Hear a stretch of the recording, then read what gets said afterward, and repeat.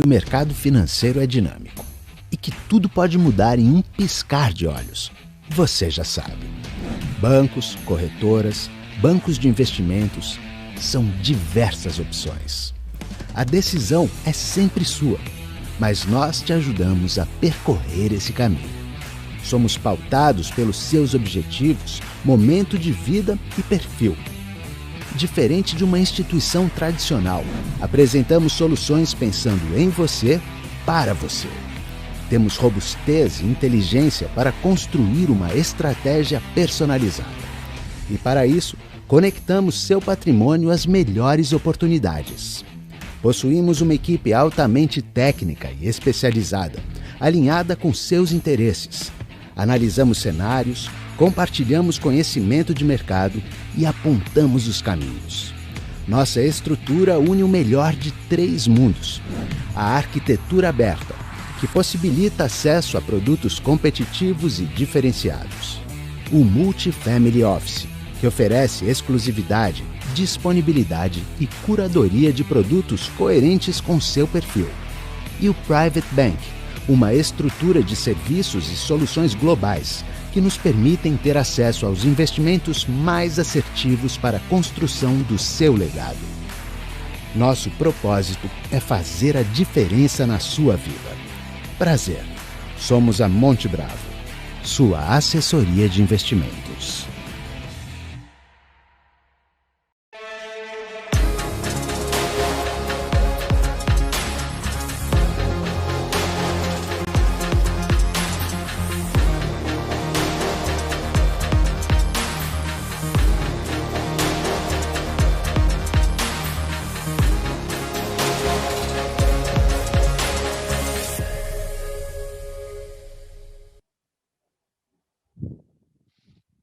Olá pessoal, muito boa tarde ou boa noite, como queiram. Meu nome é Rodrigo Franchini, eu sou head de Relações Institucionais aqui da Monte Bravo Investimentos e é um prazer tê-los aqui conosco neste MBA Strategy, um evento onde nós vamos tratar sobre perspectivas para esse cenário de 2021. Um cenário um pouco conturbado, é verdade, mas com boas ocasiões para nós ouvirmos certas pessoas e certas, digamos, personalidades do mercado falarem sobre as suas ideias e também nos próximos meses aí, quais serão os racionais de investimentos e como a economia deve se comportar. A ideia desse evento aqui é bater realmente um papo com todos que estão aqui. Nós chamamos pessoas que realmente têm a agregar e você que está nos assistindo, tenho certeza absoluta que você vai gostar. Vocês mandaram perguntas também e, obviamente, nesse debate, nessa discussão, nós vamos trazê-las aqui também. Ou seja, vai ser um bate-papo que eu tenho certeza vai ser de alto nível. Então, eu queria agradecer a todos já por estarem ligados aqui conosco. E de antemão, queria agradecer, obviamente, os nossos convidados de hoje. Nós temos a honra de receber aqui o senhor Roberto Oliveira Campos, presidente do Banco Central. Roberto, uma honra de verdade tê-lo aqui. Obrigado pela sua agenda, pela sua disposição. Tenho certeza que vai ser um papo muito bom. Obrigado por estar aqui conosco hoje, viu? Muito obrigado, eu que agradeço. Maravilha. E também para me ajudar nessa conversa, nessa discussão, com o Roberto, a gente tem também o José Mauro Delela, que é um analista de economia, é analista político também. Ele vai falar comigo sobre as discussões do mercado e vai nos ajudar muito nessa questão aí de debate sobre o que esperar para esse 2021. Delela, obrigado também pela sua disposição, pela sua agenda conosco, viu?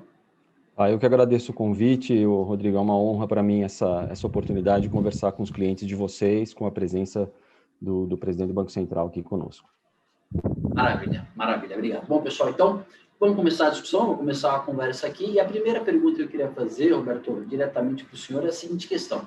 O Banco Central, neste ano de 2020 que passou, foi até elogiado da maneira como tratou a pandemia. Obviamente, foi um ano de muitos desafios, nós temos aí várias maneiras do Banco Central atuar dentro da economia localmente falando, e, obviamente, nós tivemos um resultado muito interessante da maneira fiscal e monetária que nós conduzimos em 2020, e lembrando, sempre tendo aí como ciência principal aí, a questão dos riscos fiscais e econômicos brasileiros.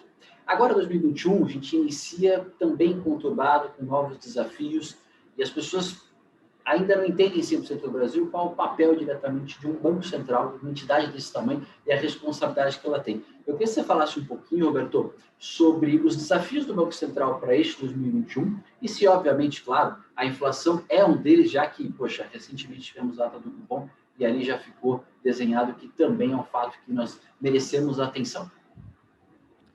Bom, obrigado. Eu queria começar agradecendo pelo convite ao Grupo Monte Bravo, a você, Rodrigo, ao Zé Mauro. Espero ter aqui um bom debate. Agradeço a todos que estão assistindo aí nesse momento. Eu acho que talvez fosse importante começar pensando o que a gente viu lá atrás, né? Primeira semana de março de 2019, e tinha uma pandemia acontecendo, ou seja, tinham notícias de um vírus que estavam acontecendo, começou a espalhar mais rapidamente, na Europa, na Itália em específico. A gente começou a olhar o que poderia ser aquilo, né? Nos antecipamos bastante, acho que foi um dos primeiros bancos centrais que fez liberação de liquidez ainda em março. Lembrando que quando a gente teve a primeira reunião para falar disso, não tinha sido declarado ainda a pandemia pela OMS. Inclusive, em reuniões do governo, levei esse tema várias vezes com uma preocupação grande. E aí começamos a ver, né, que os Estados Unidos fez movimentos grandes, começamos a entender melhor o que seria o problema. De cara, o importante para o Banco Central, na época, era delinear o que é a tarefa do Banco Central, dependendo da intensidade da pandemia, e o que não é a tarefa do Banco Central. Então, nós entendíamos que tudo que fosse liquidez e capital para o sistema financeiro ter a solidez para atravessar esse período era Banco Central. Tudo que fosse política monetária e cambial era Banco Central.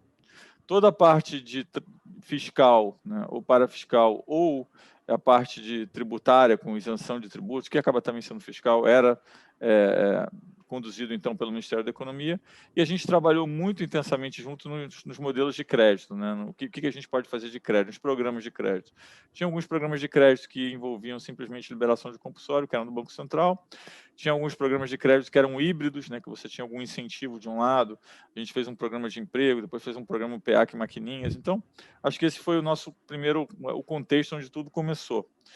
E aí entendemos que, ao contrário da crise de 2008, onde você teve basicamente uma interrupção, né, da função de intermediação financeira, era importante que nessa crise a intermediação financeira ela não fosse, né, um empecilho, que ela fosse uma ajuda, ou seja, que a gente conseguisse fazer com que o dinheiro chegasse na ponta mais rápido.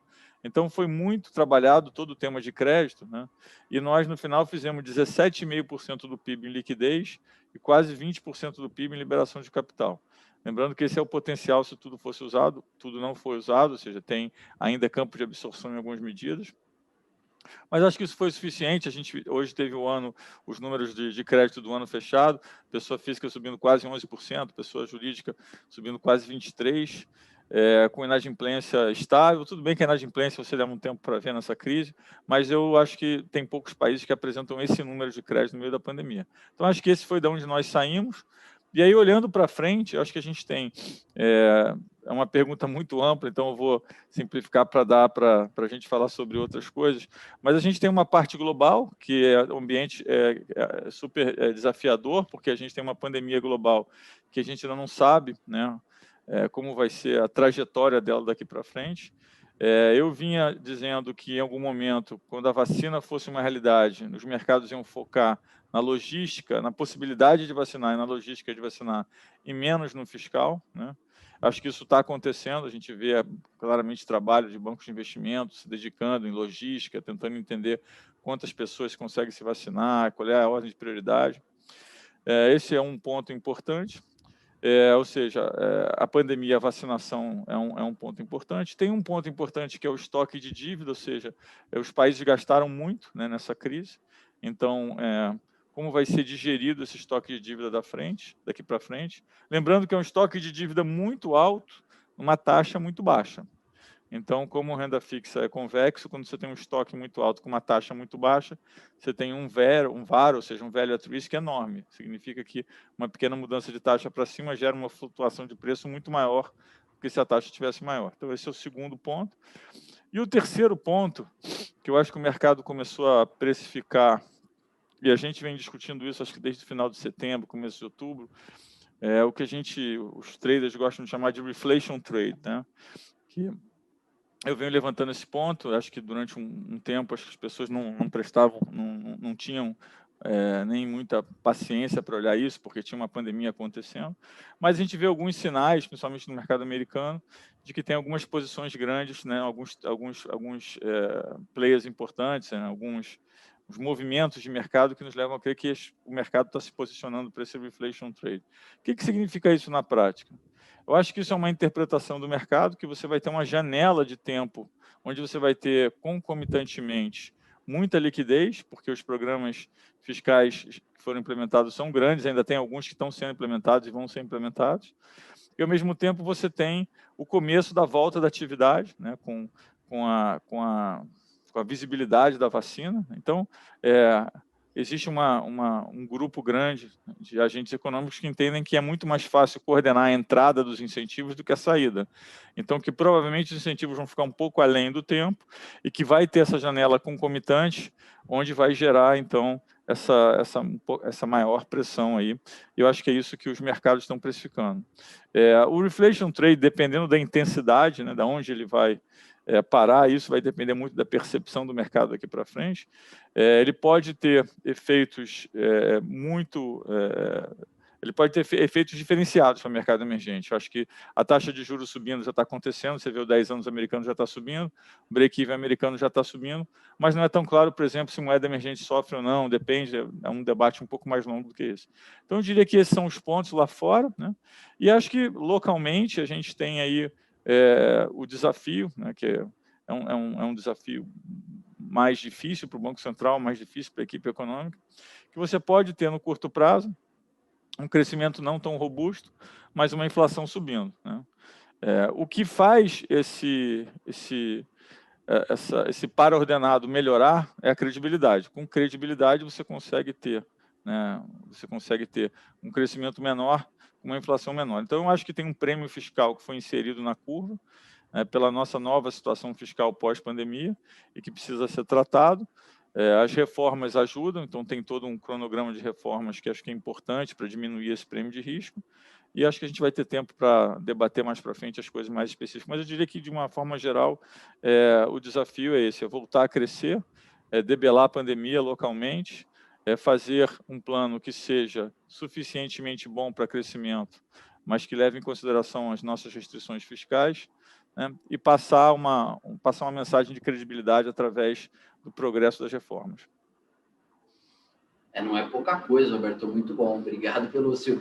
Já iniciamos bem com o overview geral aí, e eu vou até pegar depois alguns pontos que você falou, principalmente essa questão de estímulos fiscais do mundo, a gente vai debater até um pouquinho mais. Agora eu queria passar a palavra para o Delela, que ele tem uma pergunta para fazer também, né, Delela?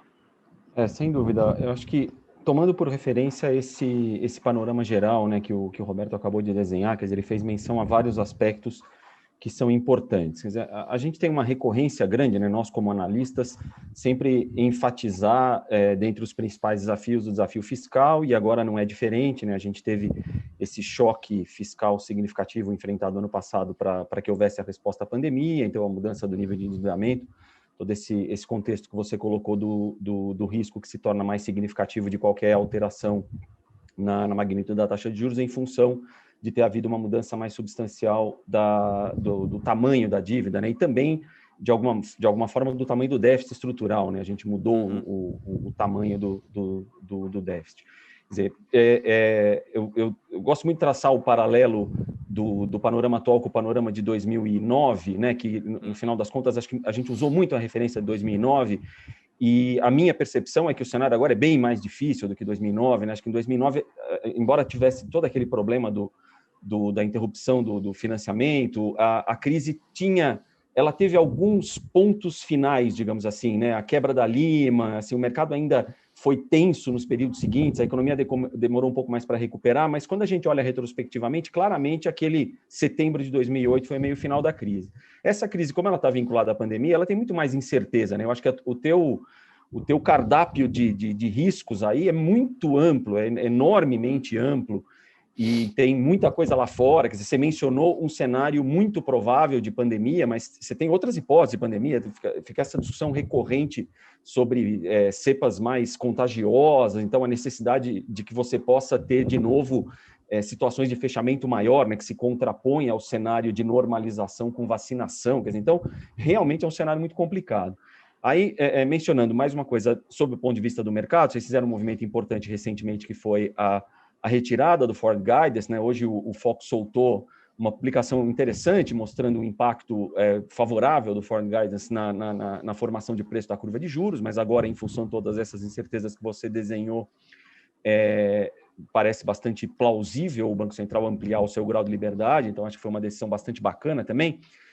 Mas assim, para contextualizar mais, no meio desse ambiente todo de incerteza, eu gostaria que você falasse um pouco mais para a gente da implicação fiscal, né, realmente para o cliente da Monte Bravo, para o cara que está acompanhando, para ele ter essa compreensão maior. A gente ficou o ano passado todo administrando isso, e agora a gente está na iminência de um evento que pode ser relevante do ponto de vista de calendário de reforma, que é a eleição das mesas do Congresso, né? Desde o final do ano passado ficou claro que dificilmente a gente ia ter uma evolução maior até que se resolvesse esse evento, mas agora o evento está na iminência de resolução, haja vista que a eleição está prevista já para a próxima semana. Então, acho que é importante contextualizar o porquê, todo esse aspecto que você mencionou de credibilidade, né? No fim do dia a gente precisa dessa credibilidade, o porquê o fiscal é tão determinante quando a gente olha só para as variáveis domésticas, para a gente conseguir ter a sustentação do cenário de equilíbrio bom, né? A retomada do crescimento sem a inflação e mitigar o risco desse cenário de equilíbrio mais desfavorável com mais inflação. Eu acho que o fiscal acaba sendo chave, né? Eu uma vez brinquei, falei que, na verdade, nós não éramos os pilotos, nós éramos os passageiros, porque o fiscal é que estava pilotando. E aí muita gente escreveu, não, falou de dominância fiscal, falou isso. Na verdade, o que eu estava dizendo o que eu queria dizer era a ordem de importância para a tomada de decisão de política. Mas eu acho que, primeiro, é importante entender também que o fiscal ele acabou um pouquinho melhor do que o esperado, né? Se a gente pega a dívida bruta, tinha gente falando em 100%, a gente está falando em 90%, talvez até um pouquinho abaixo. E a gente está falando basicamente, até tem um gráfico que eu usei na apresentação recente, mostrando que isso aí, grande parte é efeito estatístico, né? Não é efeito economia. O primário é um pedaço dessa surpresa positiva, mas teve efeito deflator, sem entrar em mais detalhes técnicos, tem uma parte que é estatística, tem uma parte pequena que é câmbio. Mas, de qualquer forma, o número foi, né, melhor que o esperado. Mas ainda assim muito alto. Se a gente olhar países emergentes de uma forma geral, em termos de dívida bruta, o Brasil só está pior do que Líbia e Angola. Mas quando a gente olha a dívida líquida, eu gosto de olhar esse conceito, porque a dívida bruta no Brasil ela distorce um pouco o valor das reservas como ativo, como patrimônio da nação. A gente vê que o Brasil está ruim, não está tão ruim, mas está também ruim, mas que a piora foi igualmente ruim, ou seja, estão olhando o conceito líquido bruto. Então, nós temos um desafio fiscal grande, fizemos um programa grande, né? Entre 8% e 8,5% do PIB, bem maior do que a média do mundo emergente. Eu gosto também de mostrar, eu tenho um gráfico que mostra o trade-off entre quanto se gastou e o quanto conseguiu se reduzir ou melhorar a redução de crescimento em termos de expectativa pré-pandemia. E tem um trade-off que dá para mapear relativamente fácil. O Brasil, eu diria que está no quartil de cima em termos de eficiência, ou seja, gastou bastante, mas também conseguiu reduzir bastante. A gente olha, por exemplo, a arrecadação que saiu já fechado, 3,5% de queda no ano, é bem menos do que as pessoas esperavam, né? Então, assim, de uma forma geral, o Brasil gastou muito, navegou a crise com alguma, vamos dizer assim, com alguma eficiência, com uma grande eficiência distributiva. Ao contrário de 2008, onde os bancos eram um problema, agora os bancos passaram a ser a solução, né? A gente tinha um sistema, ao contrário de grande parte dos países, o sistema brasileiro tinha um enorme colchão de liquidez, porque o compulsório era alto, nós tínhamos os bancos que estavam supercapitalizados, então a gente foi capaz de fazer várias medidas nesse sentido. Algumas medidas também que só o Brasil fez, por exemplo, essa parte de olhar o balanço do banco e ver como que a gente podia otimizar para ter mais crédito. A gente fez isso através de crédito tributário, essas coisas outros países não fizeram. Então, acho que foi, assim, de uma forma geral, um programa bem feito do ponto de vista da criatividade, uma criatividade construtiva. Mas o fiscal é o mais importante. O mundo hoje está girando muito em torno de qual é a sustentabilidade do fiscal? E, obviamente, a gente olha para o mundo desenvolvido e tem, né, a tese do... enquanto o G estiver maior do que R, eu tenho sustentabilidade de dívida, ou seja, enquanto o meu crescimento for maior do que os juros que eu gasto, eu tenho estabilidade. Tem várias nuances em relação a isso. De uma forma geral, mercados emergentes tem um G, né, muito mais volátil, tem um crescimento muito mais volátil, é muito mais difícil você entrar numa análise desse tipo. Mas a gente vê, por exemplo, que se a gente plotar desvalorização contra fiscal, uma inclinação de curva contra fiscal, a gente vê basicamente que tem um prêmio fiscal em mercado emergente, ou seja, os agentes econômicos estão punindo os países que têm mais dívida. Isso não significa que não é possível reverter, né? Mesmo porque acho que, como grande parte é uma expectativa que é trazida a valor presente, se você avança com reformas e mostra, olha, meu fiscal está ruim hoje, mas eu tenho um plano de equilíbrio, um plano que é crível, você consegue melhorar isso de forma rápida. Então, eu acho que a chave de tudo, né, hoje é o fiscal, porque o fiscal também é o que vai dar o campo de manobra para o Banco Central, para agir na política monetária. Mesmo porque a gente precisa entender que o fiscal tem um limite, né, e tem um limite onde ele deixa de ser expansionista, né? Quando eu faço um programa fiscal e quero jogar dinheiro na economia, eu quero que ele tenha características expansionistas, ou seja, eu quero que ele ajude a economia a crescer. Mas se o país tiver um questionamento fiscal a um nível onde o componente prêmio de risco via credibilidade de gastar mais é maior do que o benefício do gasto em si, você passa a ter uma expansão fiscal que acaba gerando contração. O que a gente lê, né, a leitura que nós temos dos mercados é que os mercados dizem para a gente, olha, você está nesse ponto ou muito próximo desse ponto. Então, planos de expansão fiscal não vão ter características expansionistas, a menos que eles venham acompanhados de grande elemento de credibilidade. Então, o que eu tenho dito é que não dá para pensar em nenhum tipo de programa fiscal sem contrapartida. E não é porque o Banco Central quer ou porque alguém fez essa regra, né? Os agentes de mercado, os agentes econômicos estão nos passando essa sensação. Eu acho que a beleza dos preços é você conseguir interpretar a informação as informações que estão contidas nos preços. E os preços estão nos dizendo, olha, o campo é limitado, se quiser fazer precisa ter contrapartida, precisa ser organizado e precisa passar credibilidade. Eu acho que é isso, Zé Mauro. Perfeito, excelente. Bom, Roberto, eu queria até pegar esse gancho que você falou dos estímulos fiscais, porque no final do ano passado, eu acompanho muita coisa que sai também do Banco Central, e você fez uma entrevista muito interessante, onde você falou o seguinte, que o mercado estava naquela oportunidade mais focado em vacinas do que em impulsos de estímulos fiscais. Você até falou isso agora há pouco aí na primeira fala. E um pouco disso de gerar credibilidade, porque a relação de expansão da economia pode ser não benéfica com mais estímulos fiscais.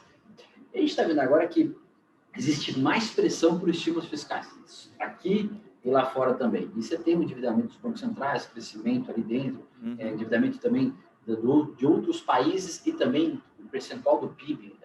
Tem países que elevaram muito, você mesmo falou, 8% do Brasil. A gente tem países 12%, 13%, 17%.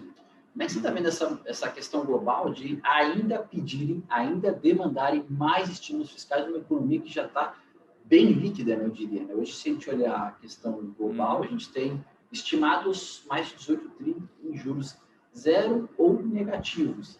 Quer dizer, essa liquidez global aí, aumentando cada vez mais, a pressão por mais estímulos. Quando a gente vai parar com isso? Como é que é a sua visão em relação a isso?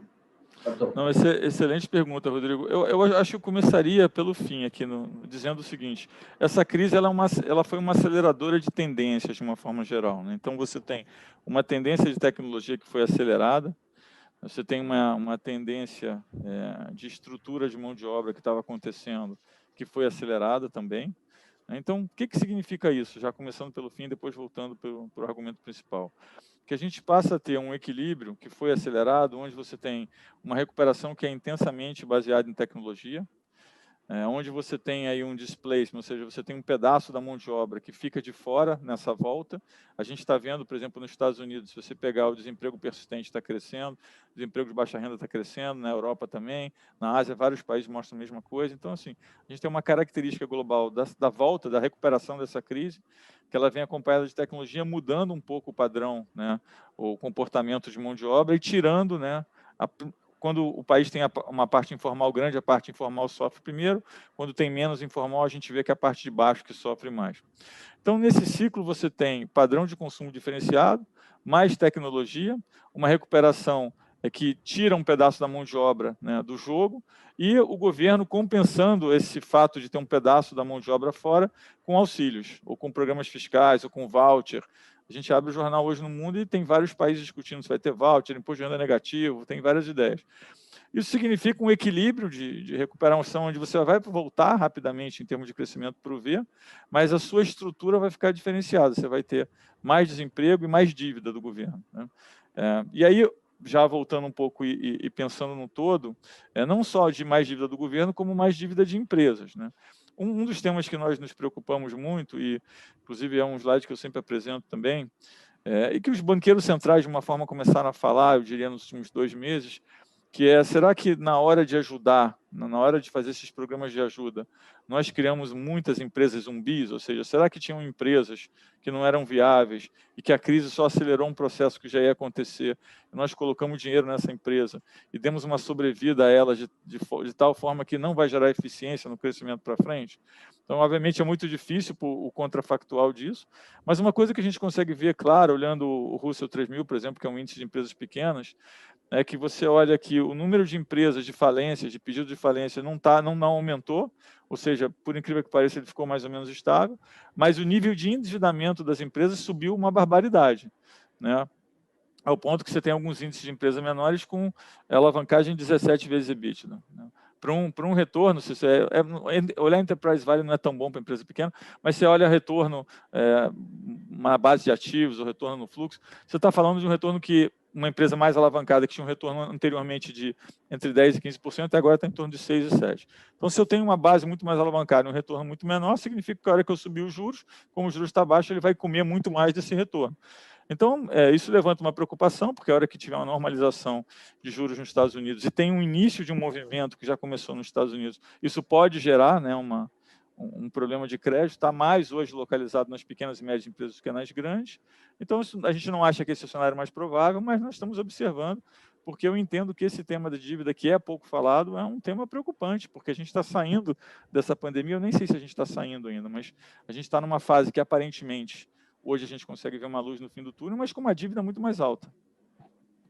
Albert, e aí é uma reflexão importante, né? A gente tem que entender, também queria te ouvir em relação a isso, o que é melhor, né? Eu ter um aumento ainda maior do meu endividamento fiscal, e aí, obviamente, eu não ter a manutenção da renda das pessoas e, consequentemente, não ter demanda, consumo, eu faço a roda girar da economia real mais lenta, ok?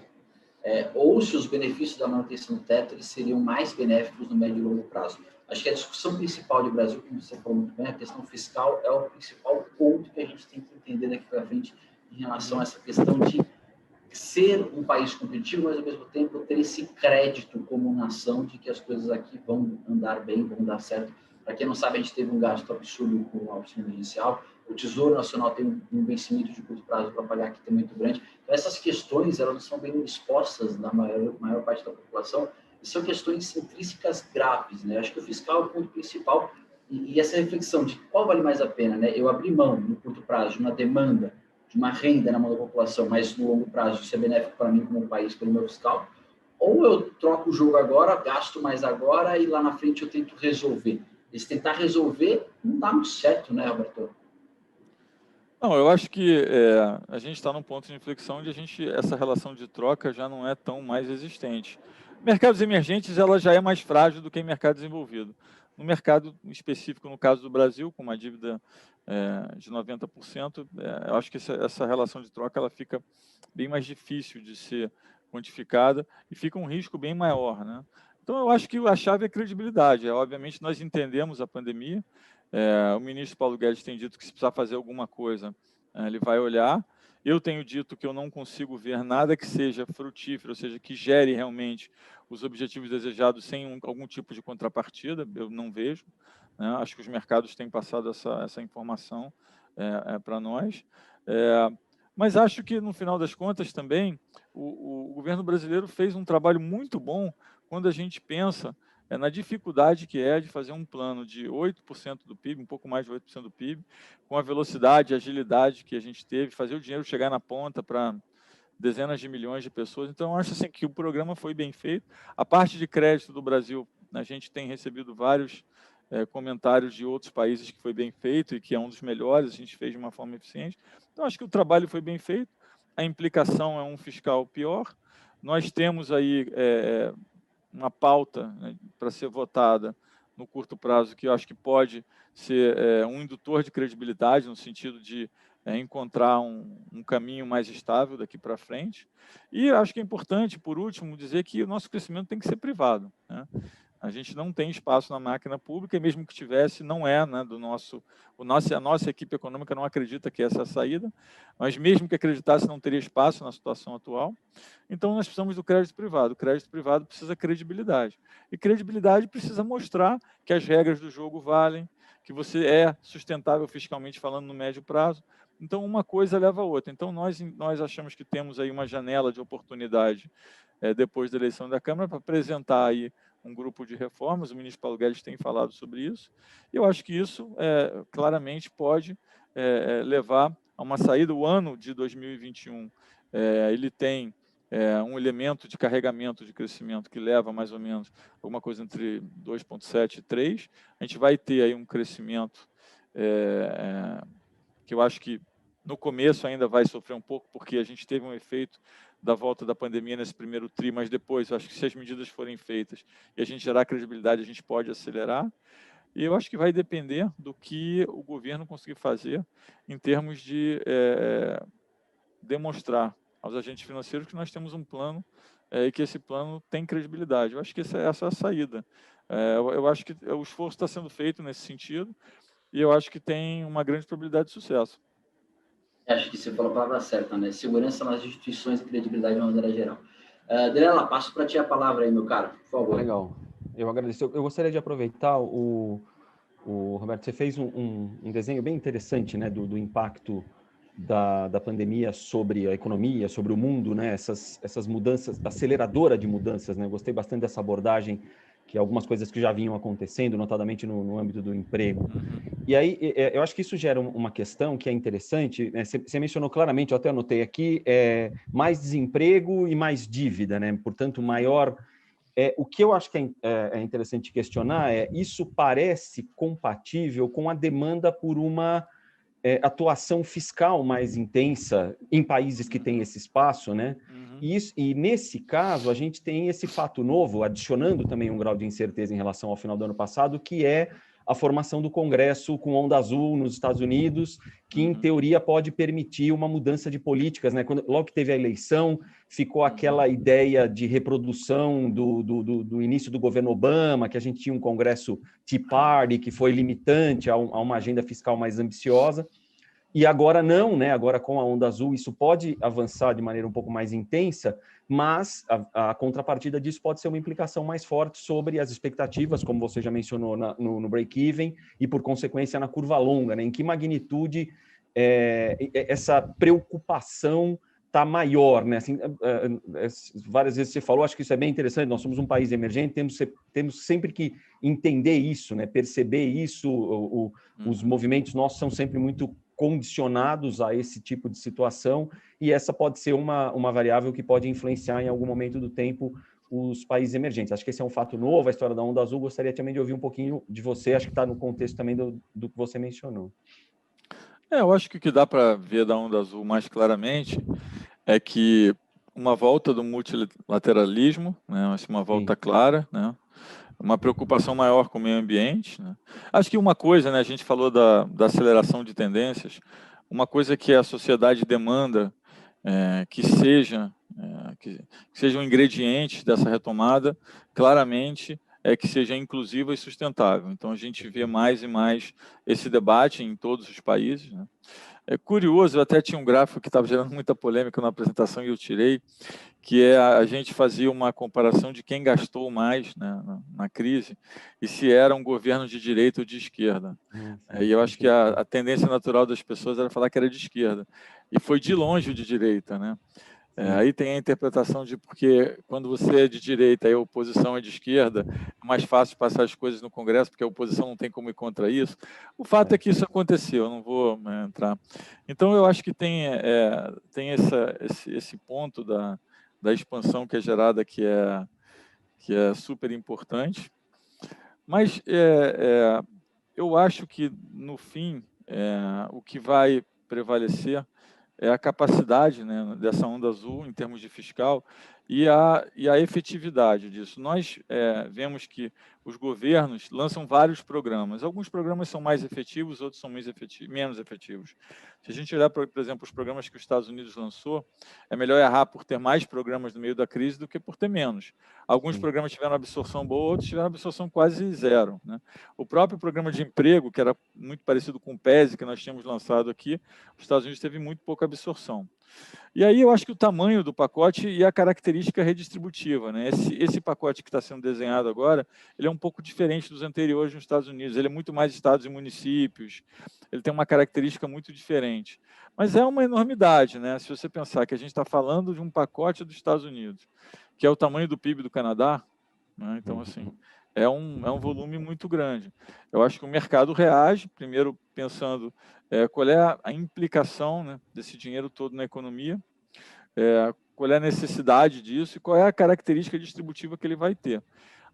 Eu vi que dos 1,9, uma parte muito grande era estados e municípios, que é o que tinha sido deficiente na primeira parte. Então, a gente precisa analisar isso com calma. Aparentemente, o 1,9 acaba sendo reduzido, porque tem uma negociação que é típica do processo democrático. Eu tendo a achar que o tema da vacina é uma luz no fim do túnel. Tem uma logística complexa, a gente está vendo que a vacinação ela tem características diferentes em diferentes países. A gente olhando os microdados de Israel, a gente vê, por exemplo, que a hora que você vacina as pessoas que têm mais de 65 anos, as internações e os óbitos caem muito rapidamente. Quando as internações e os óbitos caem muito rapidamente, o efeito medo, né, nas pessoas, ele cai rapidamente também, porque se eu não estou vendo ninguém no hospital, eu não estou vendo ninguém morrendo, é uma gripe que a gente, né, entende, sabe que é perigosa, tal, não estou querendo diminuir, mas tem uma característica de o que os americanos chamam de scaring effect, né, que é o efeito medo, ele diminui rapidamente. Então, a parte de priorizar também é super importante priorizar, né, os mais velhos, porque são esses, no final das contas, que são os mais vulneráveis, né? E as pessoas têm comorbidade também. Eu acho que isso está sendo feito de uma forma relativamente organizada. É impossível produzir um número de vacinas que o mundo precisa tão rapidamente, mas eu enxergo como uma luz no fim do túnel. Eu sei que tem todos os temas de cepa e mutação, e, né, tem muita gente que vive de escrever ou de noticiar e de puxar um pouco mais para o lado pessimista, mas não tem nada que nos diga ainda que tem uma transformação muito grande acontecendo e que os esforços que estão sendo feitos hoje serão inviabilizados. Eu não vejo isso, então a gente vê aqui como o princípio de uma luz no final do túnel, onde, obviamente, os países envolvidos têm uma quantidade de vacina maior, garantiram uma compra maior, mas a gente está tendo aí até um movimento distributivo de vacina bastante razoável. Bom, Roberto, acho que você tocou num ponto bem legal. As pessoas, às vezes, elas ficam condicionadas a enxergar a economia sempre por medidas fiscais e monetárias, e se a população não estiver disposta a consumir, então, a confiança do consumidor ali, se ela não estiver realmente gerando esse consumo, não vai adiantar de nada. Então, as medidas expansionistas, elas também não gerem de maneira imediata alguma resposta. E é difícil, né, você permear esses dois pontos ali, acertar em cheio toda essa movimentação. É bem complicado. Agora, eu queria... as pessoas mandaram bastante perguntas, e eu filtrei algumas delas, Roberto, e a mais recorrente é o seguinte: Rodrigo, pergunta para ele como é que o Brasil poderia, eventualmente, ter um 2021 melhor sem as reformas, ou se as reformas são a agenda prioritária que a gente tem como nação que nos preocuparmos, porque o holofote vai estar nisso pós as eleições ali do Poder Legislativo no começo de fevereiro. O poder das reformas realmente é muito significativo, Roberto? Realmente as reformas são a virada-chave que o Brasil precisa para esse 2021 mais ameno e, quem sabe, em 2022 de melhor crescimento, melhor ajuste fiscal e quem sabe, uma bonança melhor aí para o Brasil?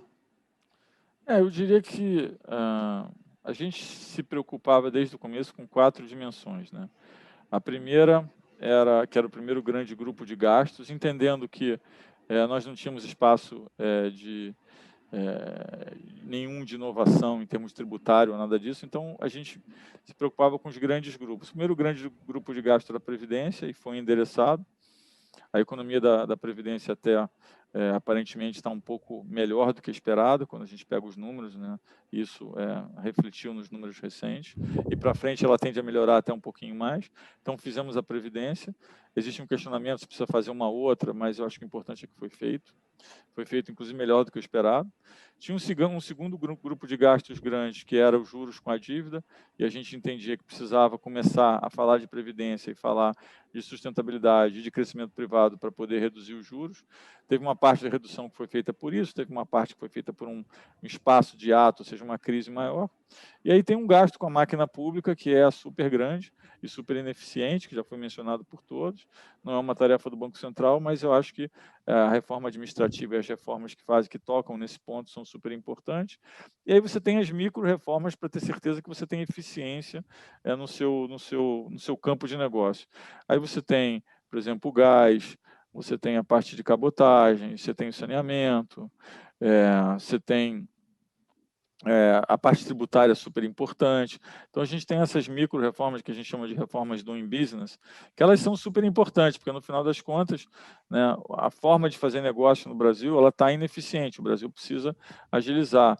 A gente andou com várias coisas, né, pequenas, coisas pequenas, as coisas que tinham espaço no Congresso, as que foram aprovadas. O ambiente de negócio, por exemplo, para pequenas empresas melhorou muito com as mudanças que foram feitas. Teve a Lei da Liberdade Econômica. Então, assim, acho que alguns avanços foram feitos. A gente precisa continuar avançando. Eu acho que a mensagem, o que os agentes econômicos querem ver, é a continuação do avanço. Às vezes você atinge uma velocidade maior, às vezes atinge uma velocidade menor. Nós fazemos parte de um processo democrático onde tem um debate, nem tudo que se quer fazer se consegue, mas acho que avançar, né, e comunicar bem esse avanço, acho que é super importante. Acho que esse é o fundamental. Nem tudo que a gente consegue. Sabe as palavras, Roberto? Tem essa dificuldade, mas a gente tem que entrar no meio termo, né? E acho que o Brasil precisa muito. O meu avô que gostava de frases assim, tem frases que são sempre lembradas. Ele dizia, né, quando perguntavam para ele da experiência de Brasília, ele falava que ele dizia assim: achei que vinha fazer o bem e me dei por contente de evitar o mal. Então eu acho que tem um pouco disso em todo mundo, né? Sem dúvida. Essa frase é muito boa mesmo. Mas é verdade, é exatamente isso. A gente tem que entrar no meio termo. 100% do que a gente quer não vai ser feito, mas se a gente fizer um meio termo, acho que a gente consegue melhorar muito a situação dos desafios para esse 2021. Daniela, tem mais alguma pergunta que você queira fazer, Roberto? Que depois a gente vai passar aqui para alguns questionamentos que vieram aqui para a gente do público. Eu gostaria de voltar rapidamente à questão da inflação, né, que foi uma questão que ele mencionou no início, que é um risco. Uma parte importante da pressão inflacionária que a gente viu nos últimos meses, ela teve muito vinculada a choques, né, conforme vocês mesmos identificaram, vocês mesmos ilustraram.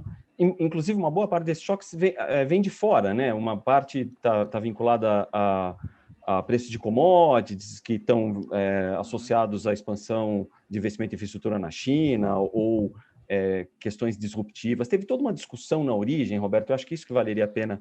Uma discussão na origem se o efeito da pandemia seria deflacionário ou inflacionário. No primeiro momento ficou claro que ele tinha um caráter mais deflacionário, depois começaram a aparecer alguns problemas de disrupção de cadeia de distribuição, e agora em que ponto mais ou menos a gente está, né? Assim, olhando com essa perspectiva de alguma recuperação, vacina, onde é que estão as grandes preocupações e também onde esses choques que foram muito intensos, né? O choque de alimentação, notadamente, foi super forte, se eles podem ser mitigados, se tem alguma evidência. Me parece que começa, por exemplo, no caso dos metais, a gente começa a ver algumas evidências de que a China está disposta a diminuir um pouco o ritmo de aceleração, que foi muito forte nos últimos meses. Isso também pode dar uma ajuda, né? No caso dos IGPs, toda essa parte foi super forte. Queria ouvir um pouquinho de você, isso também bem relevante para o nosso dia a dia. Não, Excelente, Amaro, obrigado. Não, acho que quando a gente olha a inflação, né, e o processo inflacionário, a gente vê que nós temos vários componentes. Um componente que foi mencionado por você é a parte de commodity, que subiu muito, né? Na verdade, eu estava até olhando na Bloomberg agora, hoje, né? Se a gente pega o CBR Food, que é o de alimentos, ele ameaçou cair em novembro, nós achávamos que dezembro ia ser o começo de uma, vamos dizer assim, de uma volta à normalidade, e ele já voltou para perto dos highs, já atingiu um novo high. Então a gente teve um tema de commodities, que é um tema global, faz parte desse reflation trade que a gente mencionou tanto, e dessa percepção de liquidez grande, com a economia se recuperando e essa janela de tempo onde você tem as duas coisas atuando de forma conjunta.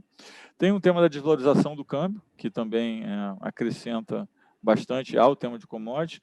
Lembrando que quando nós temos alta de commodities, geralmente a gente tem uma valorização no câmbio. Então, o preço de commodities em reais, ele tem esse colchão, que dessa vez não teve. Aí a gente olha fatores locais e a gente vê que tem um tema que aconteceu claramente em alimentos.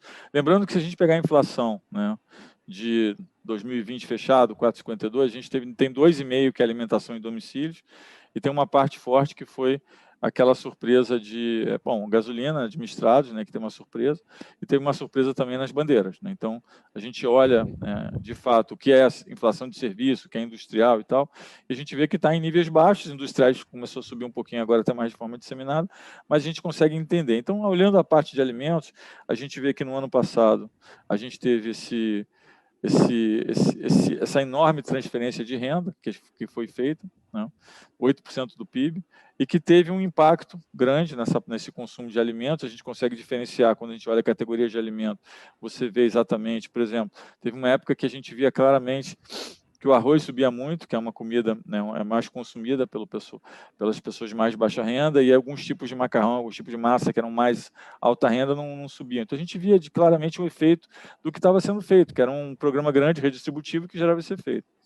Tinha um tema também que era o que a gente chamava de poupança circunstancial, que era eu gasto dinheiro com algumas atividades, tipo viajando, entretenimento, vou no jogo de futebol, vou num show, e eu deixo de gastar esse dinheiro e passo a consumir mais alimentos dentro de casa. Isso a gente viu bastante também, esse efeito, e esse efeito ele se faz presente. E a gente mostrou um box, né? Tem um box no relatório de inflação que fala do que é poupança circunstancial, o que é poupança precaucional. Acho que ficou bastante interessante. Então, grande parte dos elementos nós entendemos que é temporário. Também entendemos que, mais recentemente, a gente teve uma aceleração, né, de tendência de alta nos núcleos. A gente teve os industriais que começaram a ter uma alta mais sustentada. Quando a gente pega o mundo e divide inflação de alimentos e inflação de serviços, a gente vê claramente, principalmente no mundo emergente, que a gente tem um mundo de inflação de alimentos rodando aí entre 8% e 10%. O Brasil foi outlier, foi acima da média. Turquia também, mas Turquia está outlier em tudo, então eu tiraria a Turquia. E aí, quando você olha a inflação de serviços, o Brasil está, inclusive, bem abaixo da média, né? Industriais, eu diria que está na média. Então, assim, a gente olha que tem vários componentes de inflação que são temporários. Por outro lado, a gente entende que começou a ter um efeito, né, de contaminação, e a gente vê isso claramente nos núcleos. Então, a nossa mensagem é: nós entendemos que o Forward Guidance não cabia mais dentro desse contexto das projeções de inflação e que a gente vai acompanhar os números. E no sentido de dar mais transparência, né, e eu acho que sempre quando você muda o processo para dar mais transparência, um dos custos que você tem é que quando eu estou usando um mecanismo para ser transparente, que no passado era usado como mensagem de política monetária, ele acaba gerando um ruído, né? Então, no sentido de dar mais transparência, nós elucidamos exatamente o que foi debatido e que alguns membros do Copom tinham uma opinião de que já dava para ver elementos mais persistentes. Então, acho que isso foi o que foi dito. Como grupo, no geral, o entendimento é que a gente tem uma janela de tempo que tem muita informação, tem informação na parte de reformas, tem informação na parte de números de inflação que vão sair, tem informação na parte de qual é o efeito dessa pseudo-segunda onda, se vai ter. Então, a gente entendeu que a gente tem aí um período de dados que vai ser muito importante para a análise, né? E foi o que foi espelhado aí na comunicação oficial. Roberto, acho que ficou bem claro, então, que até, óbvio, Forest Guidance foi uma pergunta recorrente que a gente recebeu durante a semana, essa questão se foi realmente colocado ali na reunião, na pauta, o aumento de juros. Acho que deixa eu bem o seguinte, que em vez de aumentar os juros imediato ou não, é muito melhor apurar os dados que temos para receber ainda, tem bastante coisa, poxa, tem muito dado ainda, para a próxima reunião, e que eventualmente errar a mão no meio do caminho. Então, essa espera faz mais sentido mesmo. E veio uma pergunta também bem interessante em relação a mercados emergentes, que a gente se insere, queria a sua opinião. Veio assim, o que esperar dos países emergentes, claro, após tanta injeção de liquidez nos mercados? Você falou muito também da questão dos Estados Unidos, a gente falou do pacote lá, etc., mas os mercados emergentes nunca teve tanto volume ao mesmo tempo, mesmo com suas dificuldades, eles injetaram dinheiro. O Brasil foi um exemplo disso, você falou muito bem. O que esperar? O que é o próximo passo ou, eventualmente, problemas que os emergentes possam ter por essa injeção elevada? Eu acho que a injeção de dinheiro foi muito maior no mundo desenvolvido do que nos emergentes, mesmo porque os emergentes tinham menos espaço fiscal ou tinham menos coordenação. Lembrando que, ao contrário de 2008, essa crise teve uma coordenação entre política monetária e fiscal, que foi, né, obviamente, teve um exercício de aprendizado em 2008, 2009, e que essa vez foi feito com uma eficiência bem maior. As políticas monetárias e fiscais foram muito mais coordenadas em todos os governos do que foi feito no passado, em todos os países, eu diria. No mundo emergente, eu acho que teve uma injeção menor de liquidez do que no mundo desenvolvido, mas ainda assim uma injeção grande. Lembrando que parte da injeção que você dá no mundo desenvolvido acaba indo para o mundo emergente por um balanço de liquidez, a gente vê isso, a gente vê que toda vez que tem notícias de novos pacotes, você tem fluxo de dinheiro para o mercado emergente. A gente viu recentemente, em novembro, por exemplo, a entrada grande de recursos em vários países emergentes. A gente tem um fenômeno também bem interessante e que não é muito comentado, mas acho que é muito importante para mercados emergentes, que é, na mesma forma como a China começou a competir em algum momento com os produtos industrializados de mercado emergente, a China agora está competindo com o mercado de capitais, está competindo por mercado de capitais de uma forma muito voraz. Então, a gente vê que uma parcela muito maior do dinheiro que é alocado em mercado de capitais está indo para a China está abrindo o mercado de capitais muito mais, né? Isso, obviamente, tem um efeito de substituição, que é um dinheiro que vai para a China e que não vai para o mundo emergente. Algum dinheiro até está saindo de estratégia de mundo desenvolvido também, mas o fato é que a China está captando bastante, né?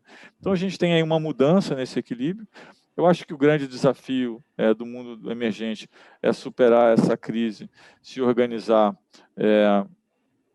e conseguir entrar, né, nessa recuperação que tem que ser inclusiva, tem que ser baseada em tecnologia. Uma grande preocupação que nós temos é que, se a gente olhar o que fez o mundo emergente de fato crescer de forma mais acelerada, foi estar inserido nas cadeias globais de valor, né? Foi esse exercício de especialização que foi feito ao longo dos anos. Isso foi o maior contribuidor para tirar centenas de milhões de pessoas da linha da pobreza. E é um movimento, esse movimento de cadeia global de valor, que ele vem perdendo força, já mesmo antes da pandemia. E na pandemia ele foi questionado, né? Porque você tem, por exemplo, suprimentos médicos, que você tem grande concentração de produção em 1 ou 2 países. Então, eu acho que esse é um tema fundamental para o mercado emergente, né? A gente precisa ver qual vai ser essa nova organização do trade mundial, do comércio mundial.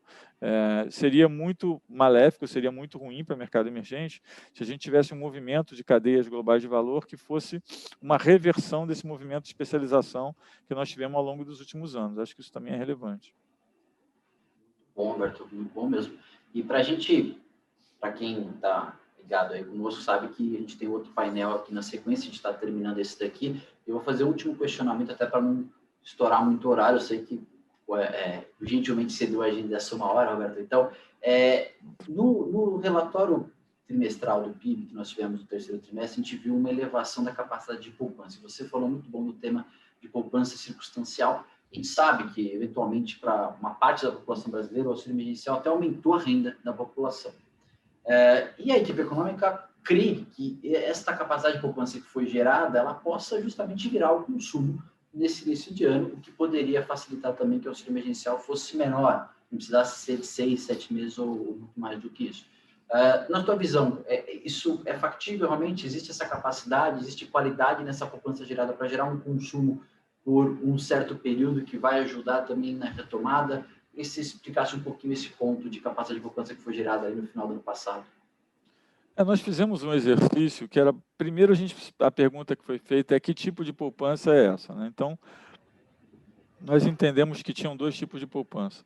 O involuntário, que era basicamente o que a gente chamava de circunstancial, que era eu estou sendo limitado de fazer gastos que eu fazia, então eu estou acumulando porque eu não faço as mesmas coisas que eu fazia pelo distanciamento social. E uma outra parte é o que a gente chama de scaring effect, ou seja, eu estou com medo, estou com incertezas, então eu vou economizar porque o meu futuro à frente parece mais incerto.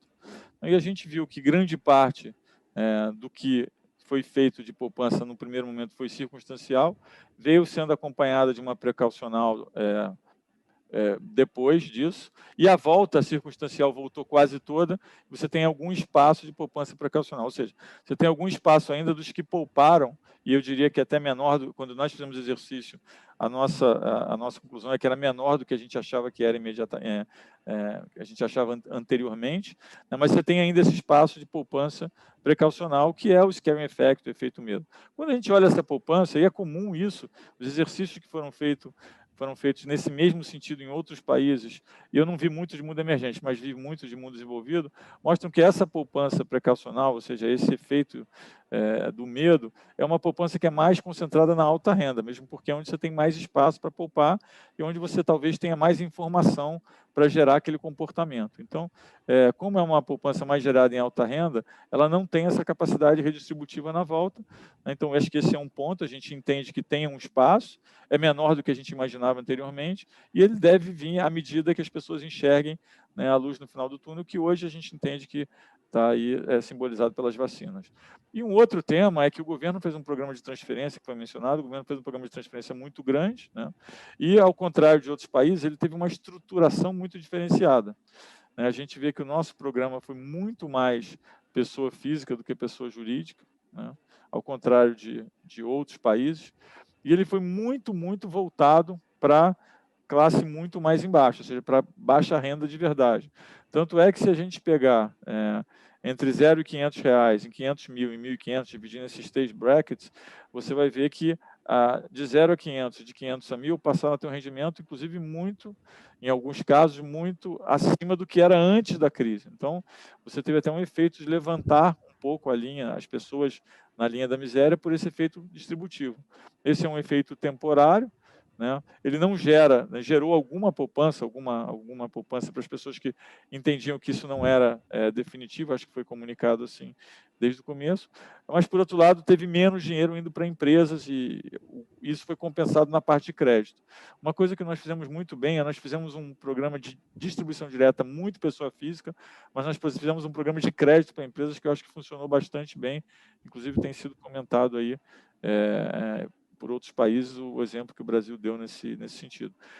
Então, eu acho que tem esses ingredientes que nós mencionamos, mas acho que essa poupança que nós mencionamos e esclarecemos no relatório de inflação, ela tem alguma capacidade, mas não é uma coisa que vai absorver completamente o que a gente chama de fiscal cliff, ou seja, né, a saída dos benefícios. Ela vai ajudar, mas a gente precisa ter outros motores, né? E eu acho que, voltando ao que a gente tem dito, o grande motor é a credibilidade, que gera investimento, que gera emprego, né? E a gente entende que esse é um processo que tem que partir da iniciativa privada. Bertol, muito bom.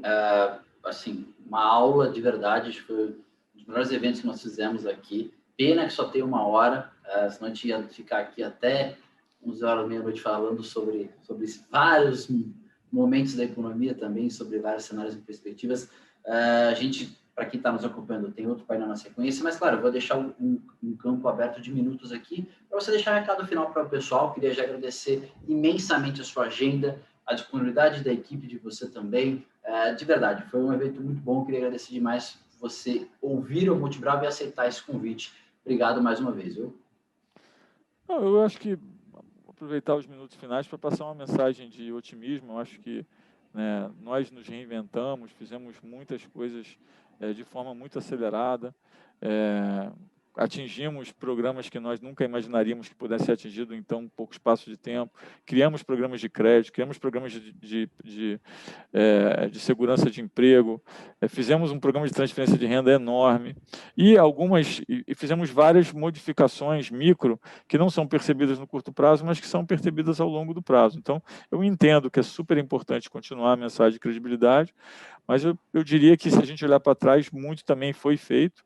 O Brasil teve uma atuação nessa pandemia em termos de organização fiscal e de política monetária que foi muito bem feita, muito bem coordenada. O que a gente precisa agora é entender que esse processo ele é temporário, ele não é permanente. A gente tem até um mecanismo de saída, né, das medidas que foi feito automático, porque a partir de 31 de dezembro todas as medidas param de existir, ao contrário de outros países que vão ter uma briga enorme nos seus respectivos congressos para tentar retirar as medidas que foram colocadas.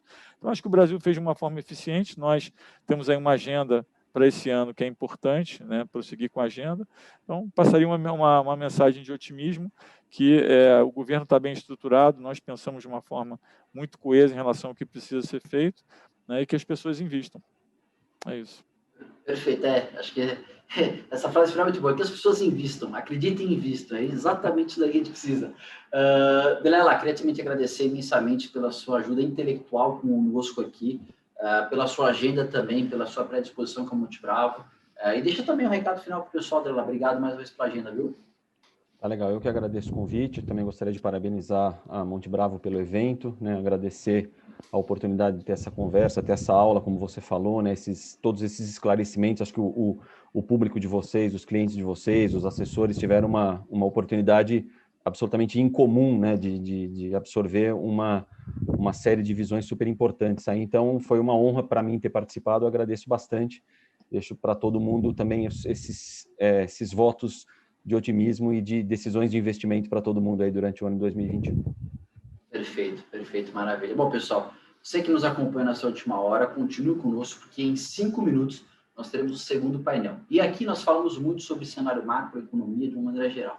No próximo painel, o Ricardo Lopes, que é o Head de Private aqui da Monte Bravo, vai conversar melhor sobre como aproveitar todos esses movimentos, as perspectivas na prática de como a gente pode, dentro da nossa carteira, dentro do nosso portfólio, melhorar ainda mais e acompanhar eventualmente esse movimento de mercado aqui. Então vai ser mais na prática, tenho certeza absoluta que vocês vão gostar muito. Ele vai conversar com a Marcela Rocha da Claritas e com o Felipe Irai da Dália Capital. Bom, pessoal, todos que nos acompanharam, mais uma vez, muito obrigado. Agradecer de novo a agenda desses dois excelentes candidatos aqui que nós conversamos. Muito obrigado pela participação de vocês dois. Roberto, de novo, Delela, foi excelente mesmo. Um abraço a todos que nos assistiram também. Fiquem conosco, em 5 minutos já voltamos. Obrigado, pessoal. Obrigado, um abraço.